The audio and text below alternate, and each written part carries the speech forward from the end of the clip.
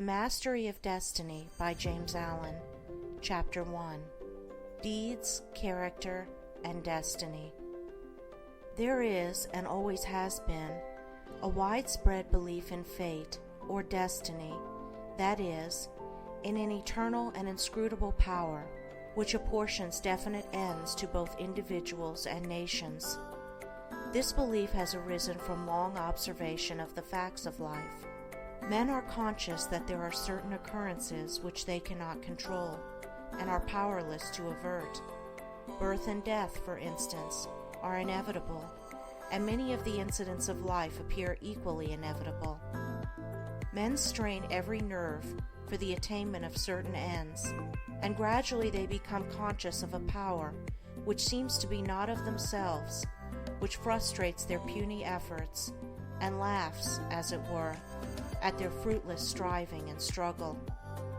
As men advance in life, they learn to submit, more or less, to this overruling power which they do not understand, perceiving only its effects in themselves and the world around them, and they call it by various names, such as God, Providence, Fate, Destiny, etc. Men of contemplation, such as poets and philosophers, step aside, as it were, to watch the movements of this mysterious power, as it seems to elevate its favorites on the one hand and strike down its victims on the other, without reference to merit or demerit. The greatest poets, especially the dramatic poets, represent this power in their works, as they have observed it in nature. The Greek and Roman dramatists usually depict their heroes as having foreknowledge of their fate and taking means to escape it, but by so doing, they blindly involve themselves in a series of consequences which bring about the doom they are trying to avert. Shakespeare's characters, on the other hand, are represented, as in nature, with no foreknowledge, except in the form of presentiment, of their particular destiny. Thus, according to the poets, whether the man knows his fate or not, he cannot avert it, and every conscious or unconscious act of his is a step towards it. Omar Khayyam's moving finger is a vivid expression of this idea of fate. The moving finger writes, and having writ, moves on, nor all thy piety nor wit shall lure it back to cancel half a line, nor all thy tears wash out a word of it. Thus men in all nations and times have experienced in their lives the action of this invincible power or law, and in our nation today this experience has been crystallized in the terse proverb, man proposes, God disposes. But contradictory as it may appear, there is an equally widespread belief in man's responsibility as a free agent. All moral teaching is an affirmation of man's freedom to choose his course and mold his destiny, and man's patient and untiring efforts in achieving his ends are declarations of consciousness of freedom and power. This dual experience of fate on the one hand and freedom on the other has given rise to the interminable controversy between the believers in fatalism and the upholders of free will, a controversy which was recently revived under the term determinism versus free will. Between apparently conflicting extremes, there is always a middle way of balance, justice, or compensation, which, while it includes both extremes, cannot be said to be either one or the other, and brings both into harmony, and this middle way is the point of contact between two extremes. Truth cannot be a partisan, but by its nature is the reconciler of extremes, and so in the matter which we are considering, there is a golden mean which brings fate and free will into close relationship, wherein, indeed, it is seen that these two indisputable facts in human life, for such they are but two aspects of one central law, one unifying and all-embracing principle, namely, the law of causation in its moral aspect. Moral causation necessitates both fate and free will, both individual responsibility and individual predestination. For the law of causes must also be the law of effects, and cause and effect must always be equal. The train of causation, both in matter and mind, must be eternally balanced, therefore eternally just, eternally perfect. Thus every effect may be said to be a thing preordained, but the predetermining power is a cause, and not the fiat of an arbitrary will. Man finds himself involved in the train of causation. His life is made up of causes and effects. It is both a sowing and a reaping. Each act of his is a cause, which must be balanced by its effects. He chooses the cause. This is free will. He cannot choose, alter, or avert the effect. This is fate. Thus free will stands for the power to initiate causes, and destiny is involvement in effects. It is therefore true that man is predestined to certain ends, but he himself has, though he knows it not, issued the mandate, that good or evil thing from which there is no escape, he has, by his own deeds, brought about. It may here be urged that man is not responsible for his deeds, that these are the effects of his character, and that he is not responsible for the character, good or bad, which was given him at his birth. If character was given him at birth, this would be true, and there would then be no moral law, and no need for moral teaching. But characters are not given ready-made. They are evolved. They are indeed effects, the products of the moral law itself, that is, the products of deeds.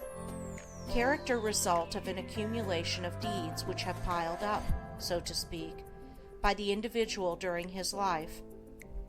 Man is the doer of his own deeds. As such, he is the maker of his own character. And as the doer of his deeds and the maker of his character, he is the molder and shaper of his destiny. He has the power to modify and alter his deeds, and every time he acts, he modifies his character. And with the modification of his character for good or evil, he is predetermining for himself new destinies, destinies disastrous or beneficent, in accordance with the nature of his deeds. Character is destiny itself, as a fixed combination of deeds. It bears within itself the results of those deeds. These results lie hidden as moral seeds in the dark recesses of the character, awaiting their season of germination, growth, and fruitage. Those things which befall a man are the reflections of himself, that destiny which pursued him, which he was powerless to escape by effort or avert by prayer, was the relentless ghoul of his own wrong deeds, demanding and enforcing restitution. Those blessings and curses which come to him unbidden are the reverberating echoes of the sounds which he himself sent forth. It is this knowledge of the perfect law working through and above all things, of the perfect justice operating in and adjusting all human affairs, that enables the good man to love his enemies and to rise above all hatred, resentment, and complaining, for he knows that only his own can come to him, and that, though he be surrounded by persecutors, his enemies are but the blind instruments of a faultless retribution, and so he blames them not, but calmly receives his accounts, and patiently pays his moral debts. But this is not all. He does not merely pay his debts. He takes care not to contract any further debts. He watches himself and makes his deeds faultless. While paying off evil accounts, he is laying up good accounts. By putting an end to his own sin, he is bringing evil and suffering to an end. And now let us consider how the law operates in particular instances in the outworking of destiny through deeds and character. First, we will look at this present life, for the present is a synthesis of the entire past. The net result of all that a man has ever thought and done is contained within him. It is noticeable that sometimes the good man fails and the unscrupulous man prospers, a fact which seems to put all moral maxims as to the good results of righteousness out of account. And because of this, many people deny the operation of any just law in human life, and even declare that it is chiefly the unjust that prosper. Nevertheless, the moral law exists, and is not altered or subverted by shallow conclusions. It should be remembered that man is a changing, evolving being. The good man was not always good. The bad man was not always bad. Even in this life, there was a time, in a large number of instances, when the man who is now just was unjust, when he who is now kind was cruel, when he who is now pure was impure. Conversely, there was a time in this life, in a number of instances, when he who is now unjust was just, when he who is now cruel was kind, when he who is now impure was pure. Thus the good man who is overtaken with calamity today is reaping the result of his former evil sowing. Later he will reap the happy result of his present good sowing, while the bad man is now reaping the result of his former good sowing. Later he will reap the result of his present sowing of bad. Characteristics are fixed habits of mind, the results of deeds. An act repeated a large number of times becomes unconscious or automatic. That is, it seems to repeat itself without any effort on the part of the doer, so that it seems to him almost impossible not to do it, and then it has become a mental characteristic. Here is a poor man out of work. He is honest and is not a shirker. He wants work and cannot get it. He tries hard and continues to fail. Where is the justice in his lot?